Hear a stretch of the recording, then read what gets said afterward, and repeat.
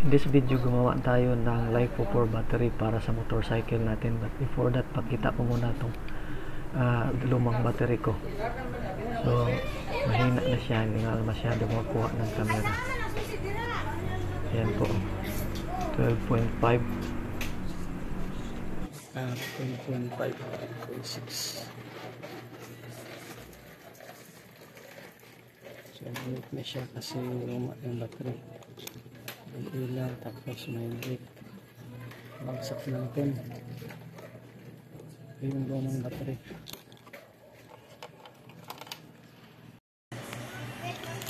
Ito na po, dumating na yung materialis natin na symbol, 4 na LiPo battery para replace natin sa ating acid lead na battery.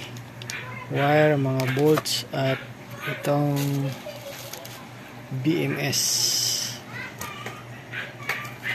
Gamit natin BMS. So, assemble natin para matry natin palitan yung ating battery. So, di ko na ipakita kung paano ito i-assemble kasi marami naman dyan sa YouTube. Doon lang naman ako tumitingin. So, pakita ko lang mamaya pag install na nito. At update kayo kung okay ba kasi marami akong nakikita dito sa gumagamit ito sa YouTube.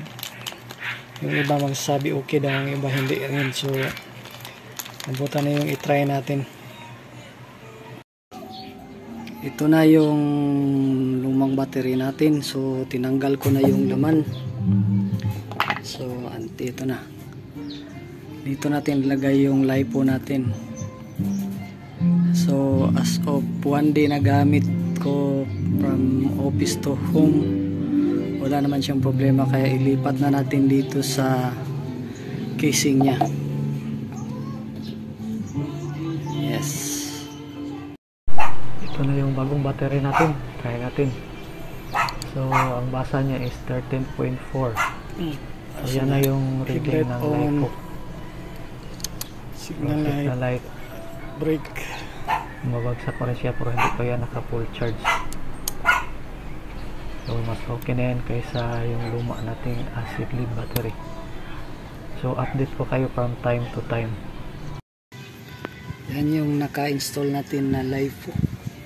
So, binalot ko lang ng electrical tape at lipat natin yan sa battery casing ngayon.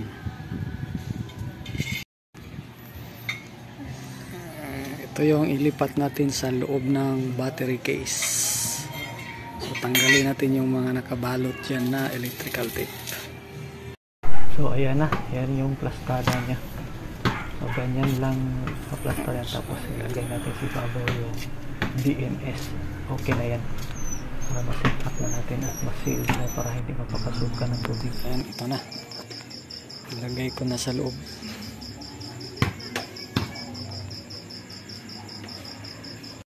So, ito na ang update after 3 months and 8 days. So, dati pala hindi ko na ng video na mahina pala yung busina niya. So, sa ngayon, yung load yung reading niya is naka 13 volts. So, hindi pa rin yan naka full charge kasi bago yung dumating yung charger ko. So, yung busina natin malakas na.